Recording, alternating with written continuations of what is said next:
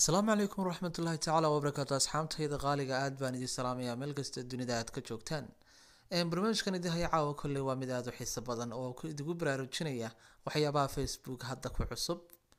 haddaba asxaabay maxaa Facebook ku cusub waa su-aasha caawa taagan bal aynu gudagalno dhammaanteen kolley Facebook sida loola soo degayo qaabka loo isticmaalaba intaa waynu ka wada dhereegsanahay balse kaliya waxaanu gudagali doonaa Facebook iyo waxa ku cusub ugu hore Facebook-gayga oo aan shakhsiyan leeyahay baan gudagali doonaa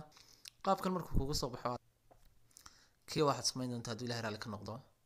kulley muuqaalka hadda toos waxaad arkaysaa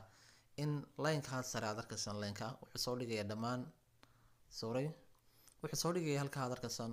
dhammaan asxaabtaada wixii kugu jira dabeeteed hal shakhsi haddii aan ku dhufto hadda wuxuu soo saarayaa shakhsigaas wixii uu dhammaan documenti uu soo dhigay muuqaal toos video hadday noqoto warbixin documenti aad soo dhigay balse adigu halkaas ayaad ka xisaabtami doontaa macnaha ka xisaabtami doontaa markaan ku leeyahay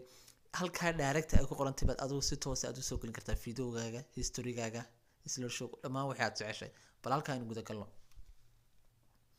waad arkaysaa dhimanta qaabkan ayay noo soo baxaysaa qaabkan how to direct works open direct photos video or replace to your history muhiimadda aynu ka raacnaa some photo video halkan waxaad ka soo gelin kartaa sawirkaaga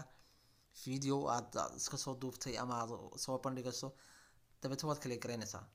qaabka markaad u kala gareyso get start baa leedahay get start markaad tiraahdo qaabkan ayuu shaqeyn doonaa haddii ilaahay raali ka noqdo asxaabtida qaaliga dabeetana waxaa kuu soo bixi doonta haddii ilaahay raali ka noqdo wixii aad doonaysa markaa inaad u duubto hadda anigu dhulka ayaan ku hayaa saad arkaysaan marka aan duubo waxaan soo dhigayaa Facebook-gayga dhammaan asxaabtayda aan aadka u jecelahayna way la socon doonaan wixii markastaba aan soo dhigo والسلام عليكم ورحمة الله تعالى وبركاته أصحابتي دقالقة إن قابكاس أي حد كسب سبون هذا برنامج فيسبوك صدر كسان إن